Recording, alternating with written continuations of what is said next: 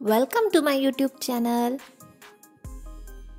विज्ञान या विषयाची प्रस्तावना कौशल्याची सूक्ष्म अध्यापन पाठयोजना कशी काढायची ते आज आपण या व्हिडिओमध्ये बघणार आहोत। सुरुवातीला छात्र अध्यापकाचे नाव, शाळेचे नाव, कौशल्य आहे प्रस्तावना कौशल्य, वर्ग 8वी, विषय विज्ञान, घटक आहे ध्वनी, उपघटक आहे ध्वनीची निर्मिती, वेळ 5 मिनिटे, दिनांक लिहून घ्यायची।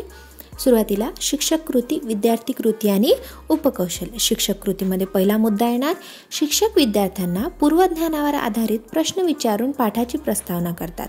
विद्यार्थी कृतीमध्ये येणार, विद्यार्थी अपेक्षित उत्तरे देतात। उपकौशल्य येणार, लक्षवेधक प्रारंभ। त्यानंतर शिक्षक कृतीमध्ये पहिला प्रश्न, मी बोलत असताना तुम्हाला काय ऐकायला येत आहे?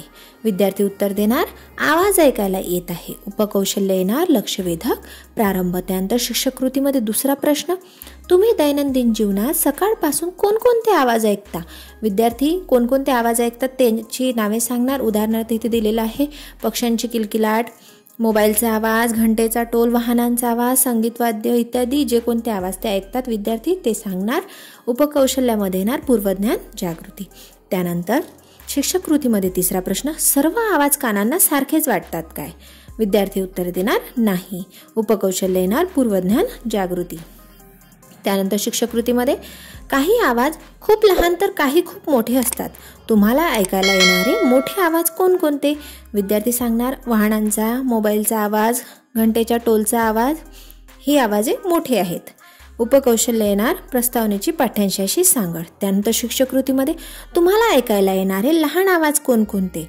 विद्यार्थी कृतीमध्ये येणार, पक्ष्यांची किलबिलाट, संगीत वाद्य इत्यादी। त्यानंतर शिक्षक कृतीमध्ये आवाजाला विज्ञानाच्या भाषेत काय म्हणतात? विद्यार्थी उत्तर देणार, ध्वनी। उपकौशल्यामध्ये येणार पाठ्यांशाचे महत्त्व कथन। शिक्षक कृतीमध्ये शेवटचा मुद्दा, तर आज आपण ध्वनी व ध्वनीची निर्मिती याविषयी अभ्यासणार आहे। विद्यार्थी कृतीमध्ये येणार, विद्यार्थी ऐकतात। उपकौशल्य येणार, हेतुकथन आणि शीर्षक लेखन।